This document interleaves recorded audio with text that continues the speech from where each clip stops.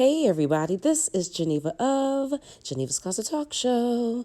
Please make sure you like and share this video and subscribe to Geneva's Closet if you haven't already done so right here on YouTube. And you can follow me on Facebook at what? At Geneva's Closet. And you can email me at genevascloset22@gmail.com. Now, let's get into the news. You talk about privilege and special treatment. Well, here you go right here. Jerry Kelly, a 46-year-old woman from Arkansas, reportedly held 4 black teens at gunpoint and forced them to the ground while they were going door to door to raise money for their high school football team.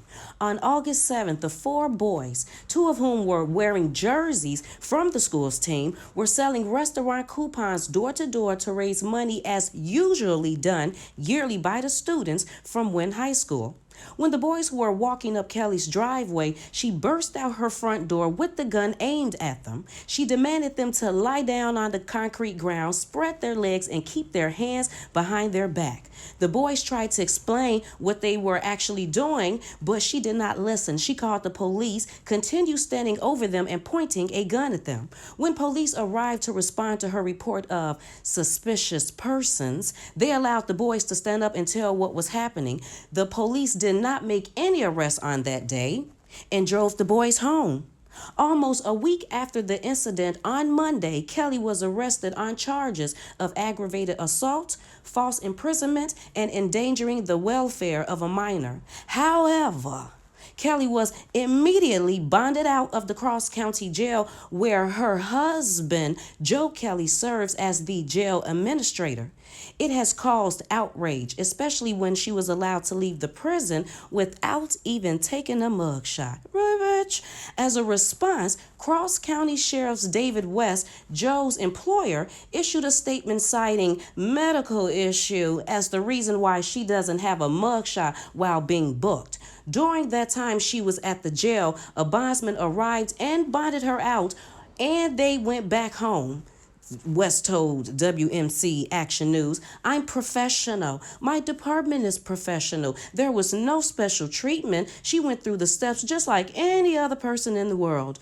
When asked about how Kelly was treated and if she was given special treatment, when Police Chief Jackie Clark diverted the topic and instead said, "This is about those 4 kids, and our focus is completely on those kids." Meanwhile, the school said they are considering to end the accustomed practice of soliciting donations for the school's activities using door-to-door fundraisers. Now, I was just reading from Black News, but I found an article from CBS, and it had some slightly different information, and it says Kelly 46 attempted to explain herself, saying she heard a dog barking and the boys walking through the neighborhood. She said she feared for her safety after a prior home invasion. She gestured to the boy's skin and then her own and said, "It ain't about that," according to the police report. "If you're gonna sell cards, act like you're selling cards. Be smart about it, boys. Please, it's your life you're talking about.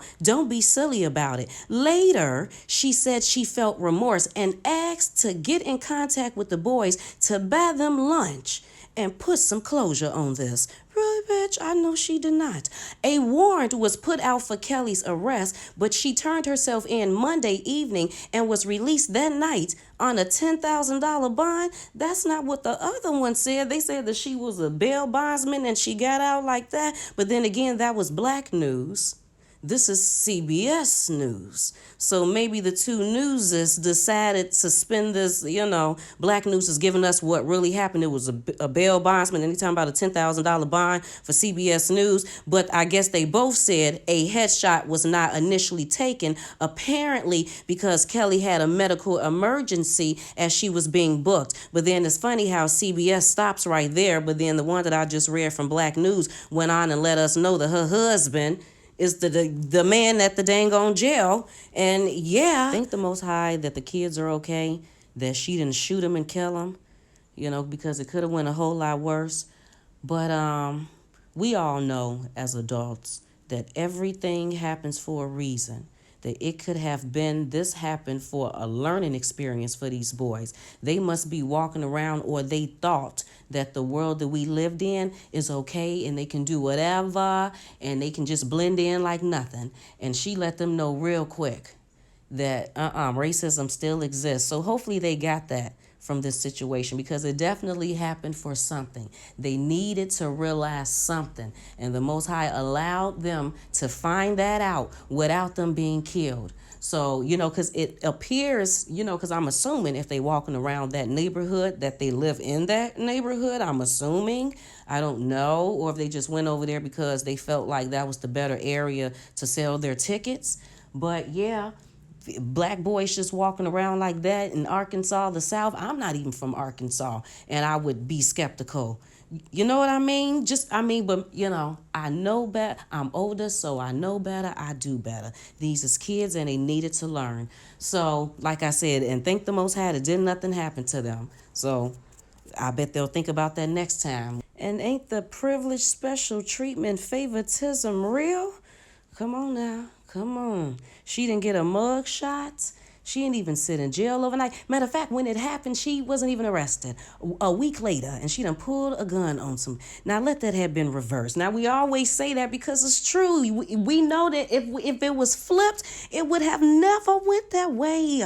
Come on now. Let a black woman have pulled a gun on 4 white kids and made them get down to the ground, and the kids ain't doing nothing. They're like, no, we got our school shirts on, and we're just sitting up here trying to sell these coupons. It would have never. She would have got arrested. I don't give a damn if she got a FOIA car. I don't care nothing about no concealed carrier. As a matter of fact, all I am going to say is there is nothing new under the sun. Anyway, people, I would love to know how you feel about this situation. And while you are letting me know, could you please like and share this video and subscribe to Geneva's Closet if you haven't already done so right here on YouTube.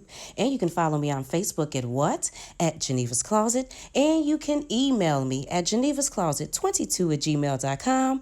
You all have a fabulous day, and I will talk to you later. Bye.